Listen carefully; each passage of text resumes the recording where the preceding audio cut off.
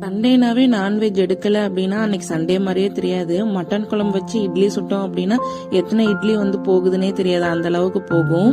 என்னோட style mutton குழம்பு. அது கடாயில 2 டேபிள் ஸ்பூன் எண்ணெய், ஸ்பைசஸ்லாம் ஆட் பண்ணி ஒரு கையளவுக்கு சின்ன வெங்காயத்தை ஆட் பண்ணி நல்லா இந்த அளவுக்கு வதக்கி எடுத்துக்கணும்.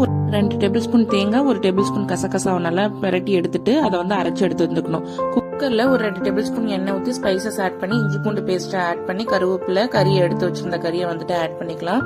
அந்த இஞ்சி பூண்டு பேஸ்ட் கறியெல்லாம் நல்லா இந்த அளவுக்கு வதங்கினதுக்கு அப்புறம் ஒரு தக்காளி ஆட் பண்ணிருக்கேன். எடுத்து வச்சிருந்த மசாலாலாம் ஆட் பண்ணி உப்பு ஆட் பண்ணி நல்லா மசாலாலாம் கறியோட கோட் பண்ற மாதிரி நல்லா வதக்கி எடுத்துட்டு நம்ம அரைச்சு வச்சிருந்த மசாலாவையும் இதோட ஆட் பண்ணி நல்லா கிளறி விட்டு நம்மளுக்கு தேவையான அளவுக்கு தண்ணி ஊற்றி நம்ம குக்கர் போட்டு மூடி வச்சு எடுத்தோம் அப்படின்னா சூப்பரான மட்டன் குழம்பு ரெடி. இது சட்டுன்னு செஞ்சிடலாம், அவ்வளவு சிம்பிளா சூப்பரா இருக்கும். இட்லி வச்சு சாப்பிட்டோம் அப்படின்னா எத்தனை இட்லி சாப்பிட்றோம்னு கூட தெரியாது, கணக்கில்லாத போகும். அவ்வளவு சூப்பரா இருக்கும். நீங்களும் ட்ரை பண்ணி பாருங்க.